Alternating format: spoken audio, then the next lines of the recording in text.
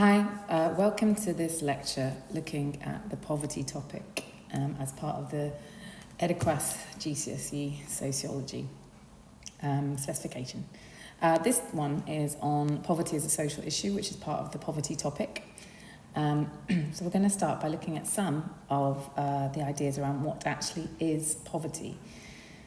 So when you look at these two different images, they are both demonstrating poverty, but can you have a think and perhaps write down, how is their poverty different? Is one worse than the other, and in what way?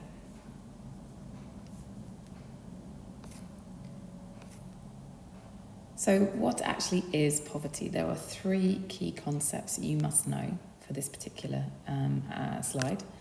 Poverty itself. And poverty is a lack of resources necessary for basic survival or necessary to meet a certain minimum level of living standards expected for the place where one lives. And then there's also absolute poverty and relative poverty that you need to be aware of. So absolute poverty is where you do not have your basic needs met. There's a lack of food, clean water, shelter, clothes, and warmth, for example. Concepts are often seen as part of your human rights. So, for example, as part of our human rights, we are entitled to all of those things. And then there's relative poverty, which is when your basic needs are met, but you go without things that are perhaps expected for people living in that society. And this kind of ideas might change over time. So, for example, you might have, food, clean water, shelter, clothing, and warmth, but you might not have a mobile phone. You might not be able to afford a mobile phone contract. You might have all the things that you need, but your family cannot afford a car, for example, which living in the UK is often seen as a basic thing that people are expected to have. They're expected to have mobile phones. They're expected to have cars, for example. But if you can't have those things because you can't afford them, that would mean that you're suffering relative poverty. So if we go back to those two images at the very beginning, the one on the left is certainly a demonstration of what we'd call absolute poverty. These children clearly do not have their basic needs met. They might not have, we can't see actually, but I'm assuming that food is perhaps an issue. Clean water might not be accessible. They don't seem to have shelter. Their clothing is very, very worn. And they seem to be scavenging through a rubbish dump or to try and get some of the things that they might be able to sell in order to survive. Whereas the two children on the right, that image still makes me terribly sad and sympathetic. They're clearly suffering a level of poverty because they're very cold within their own home. They're wearing extra layers in order to be warm. But this to me is probably more like relative poverty, because they do have shelter, they do have clothing, they do have warmth even, perhaps not as much warmth as everyone else in that society, but they do have that warmth. It might be that these children, parents can't afford to heat the rest of the house, or they've had their gas turned off to heat the house, so perhaps the parents are going without heat, but it might be likely that these boys, I think they're boys, might not be able to have phones, for example. They might not be able to have, they might not have access to a TV, for example, because that is not essential to survival. So absolute poverty and relative poverty are different concepts. Peter Townsend is a sociologist who wrote and I guess developed this concept of relative deprivation. So he was really interested in the idea of relative poverty.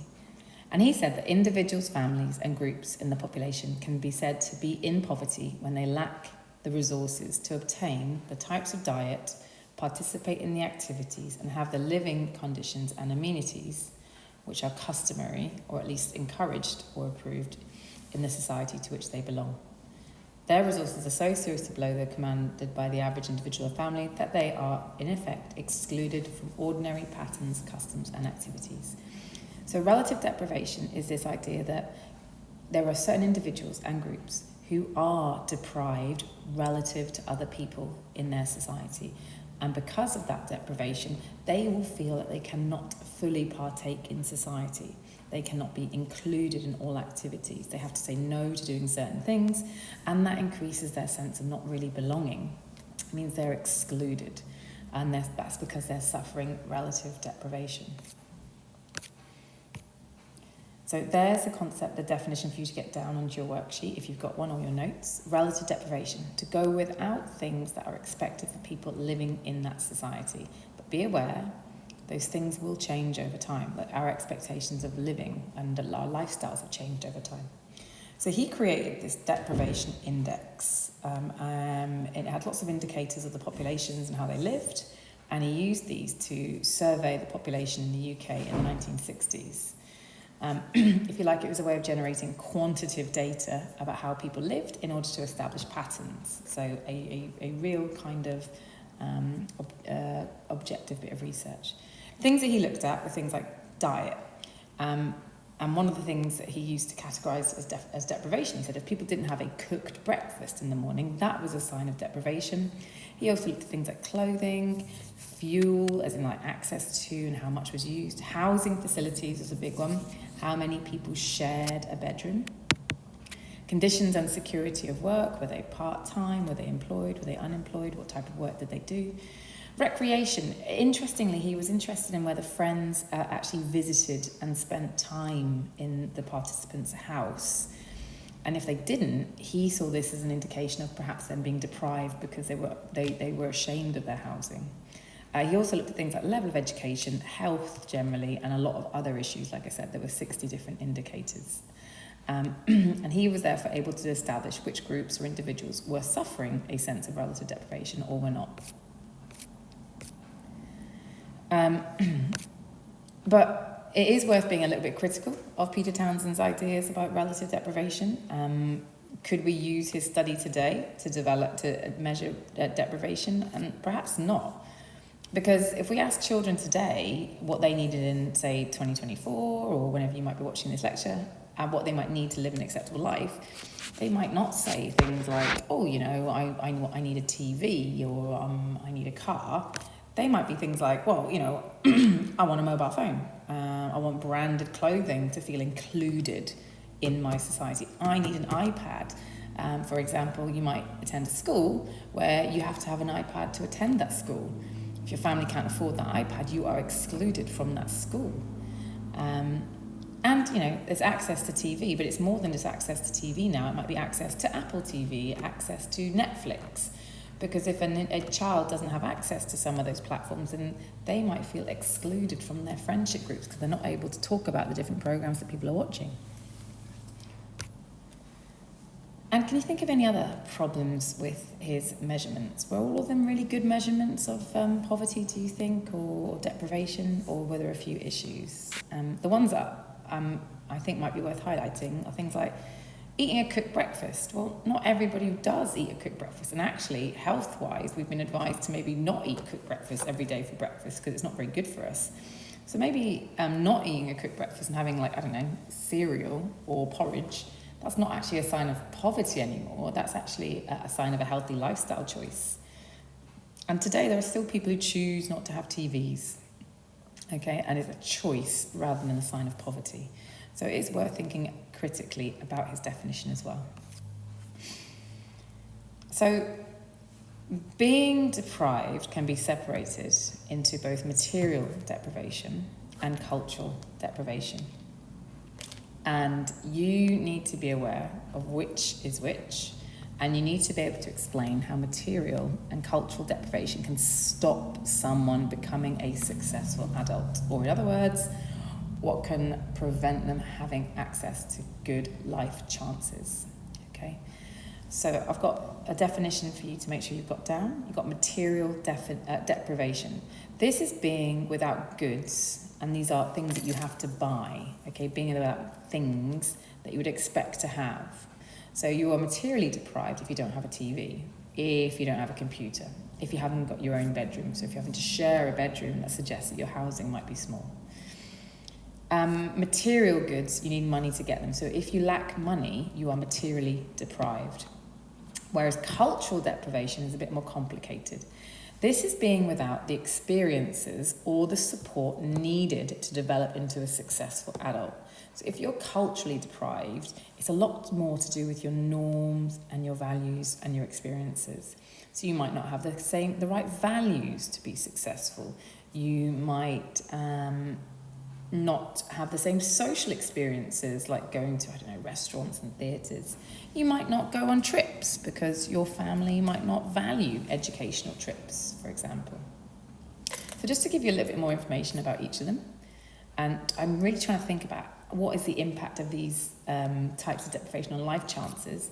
So for example, for material deprivation, your life chances might be negatively affected if you're materially deprived, as you might not fit in with your peers because you haven't got the right outfits or the right clothing.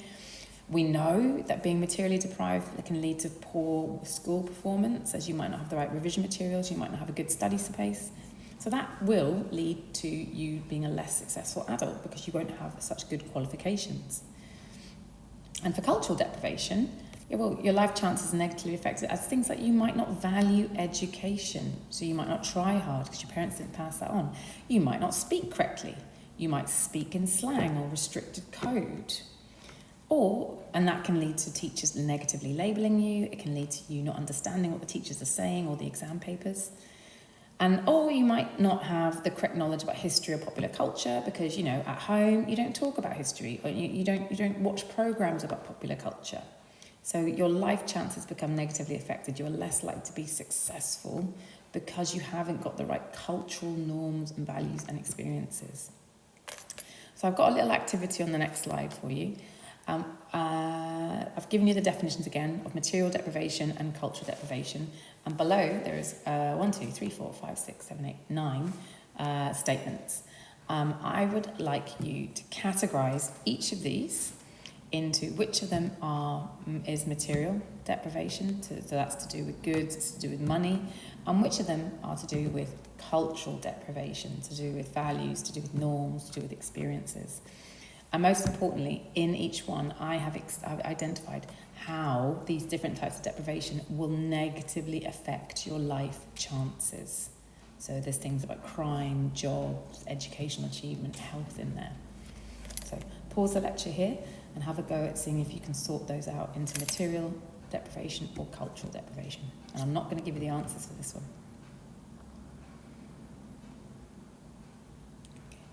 one. If you can, check your answers with your notes, with your teacher, with whoever might know. So functionalists and Marxists have different views on material and cultural deprivation. Functionalists believe that cultural deprivation is the fault of dysfunctional families, and this has caused poverty. So remember, they're not a big fan of things like lone parent families. So for them, they actually think working class families, they are the cause of their kids' cultural deprivation because they haven't socialised them into the right norms and values. To be successful. They haven't taught them how to speak correctly. They haven't taught them how to value hard work and education. So actually, functionalists would say that cultural deprivation is the responsibility of working class families, particularly dysfunctional ones that are like lone parent, because they would say that does not give a balanced socialisation. But they're also quite critical of the culture that is passed on within the working class. They would say working class culture does mean that children are less likely to be successful in school or the workplace. So things like working class culture, things like not valuing education, we've touched on before. It could be to do with how they might dress, the kind of what is seen as a normal way of dressing within the working class can often be rejected in the schools or the workplace. It could be about the way they speak, working class dialect, working class accents means they're less likely to be successful. So functionalists are very much about blaming, if you like, working class families for their children's lack of good life chances. Now, Marxists have a very different perspective on this. They say that society has been set up to only value middle class culture, and this puts the working class at a disadvantage. Now, an example of this is very much in the media. Often the working class culture is portrayed as deviant, it's portrayed as dodgy, it's portrayed as benefit cheats. So they often, you see the working class seen as quite delinquent in the media. And in schools, it's even more problematic because schools tend to value middle-class values. They tend to value middle-class ways of dressing. They tend to value middle-class ways of speaking. And all that does is set up the working class to fail because they haven't got the right culture to be successful. They're not being given an equal chance to succeed because schools, the media, the workplace are telling them that their way of doing things, their way of thinking, they're just not right. They just don't fit in. So the final part of this lecture is looking at which groups are actually prone to poverty in the UK. So 22% of people in the UK are considered to be in poverty. But that poverty is not equally distributed. So not every person has an equal chance of being in poverty. Things like class, age, gender, ethnicity, disability, they all affect poverty and your chances of suffering poverty. So the groups I'd like you to have a think about are the working class, children and the elderly, women, ethnic minority groups, and those with disability. I would like you to have a think, and I've given you a bunch of statements on the next slide, and work out what are the reasons why these groups are more likely to be in poverty. Sorry, I haven't given you the answers. I want you to have a go at sorting out which ones might apply to working class and which ones might apply to the other groups on there. So how many ideas can you think of to explain why the working class would be in poverty? And then what explanations can you think of for why children and the elderly might have a great chance of being in poverty? Why are women more likely to be in poverty?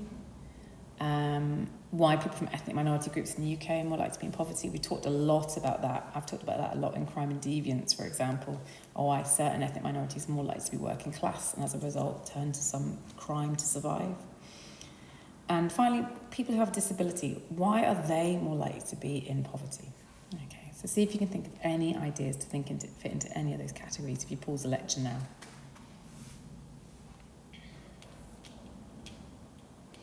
If you're in my class, I might have given you a worksheet where you can actually maybe colour or just write in each of the boxes. I've given you some ideas to put in, and you could just write colour certain ones for class, certain colours for elderly and children. Or you might just want to write in each of the boxes, oh, this applies to the working class, this applies to women, this applies to EMGs for ethnic minority groups, for example.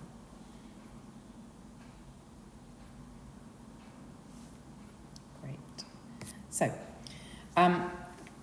these are some of the explanations that I will have shared with you if you've been in my class, or you might just want to add to your notes. So the working class are more likely to be in poverty, and this is because they tend to do less well in education because of lack of values, but also negative labelling and stuff like that. Wages are incredibly low. So even when they're working, they can still end up in poverty. And you know that because of the nature of capitalism is to pay unskilled workers as little as possible to keep profits high. And this is all part of the Marxist idea that the ruling class exploit this group the most because they have little bargaining power in terms of their employability. That's why the working class are more likely to be in poverty. Children and the elderly also have a greater chance of being in poverty. And this is because of things like, well, when a family has more children, they have higher costs. And this pushes whole families into poverty. The elderly have to rely on pensions and state pensions, so they are no longer earning money every week. They have to rely on pensions, and they could be quite low for some. And both children and the elderly have suffered lots of benefit cuts to children's services and social care services ever since pretty much from 2008 when we had the banking crisis and the subsequent sort of austerity benefits cutting measures that have been introduced. And that's been made worse more recently with the energy crisis, for example. Hopefully lots of you got some ideas for women. Women are far more likely to be in poverty, and this is because they're more likely to be part-time due to working in care responsibilities, whether that's caring for elderly relatives or caring for children is far more common. You should all have mentioned the gender pay gap, which is around about 14 to 15%. Patriarchy generally in society pushes women into poverty, whether that's in the workplace, whether that's in the home. They're far more likely to suffer poverty because of them not being financially as independent because they don't get paid as much, and perhaps money in the house being managed by the male partner. And women are far more likely to be lone parents after a separation or abandonment. They're far more likely to be lone parents. So they have one income to distribute amongst their children. And there are plenty of issues with the child maintenance system and perhaps fathers not paying. People from ethnic minority groups in the UK are more likely to live in poverty. And this is because there's a big ethnic pay gap, as there is a gender gap. Racism means getting a job is harder, and that racism is still in place when they try to apply for jobs within their companies. So we've talked about the glass ceiling for women. Sorry, I should have mentioned that in the one for women, actually, the glass ceiling, apologies. But there's also a glass ceiling for those from ethnic minority backgrounds as well. They can't get the higher paid jobs because they don't believe they can, or when they do apply, they are discriminated against. And the other thing that pushes into poverty is discrimination and racism in schools. And this makes failure much more likely. And if they fail at school, get lower qualifications, they can't get high paid skilled work. The final one was for disability.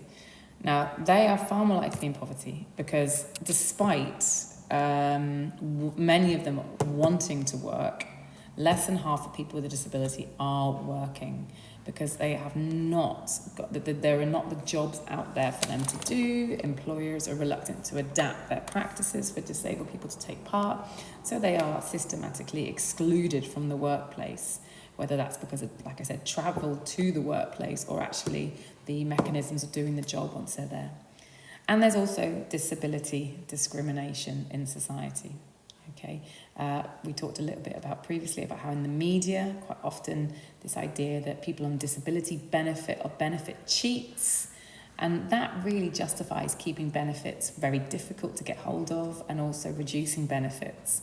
So people on disabilities who have perhaps got a disability, either they don't qualify for benefit support despite the fact they can't get access to good jobs, or when they do qualify, those benefit payments are really, really low, and that keeps them in poverty. Well, thank you very much for listening to this lecture, and I hope it's helpful, and there will be at least one or two more in this poverty series. Thanks so much.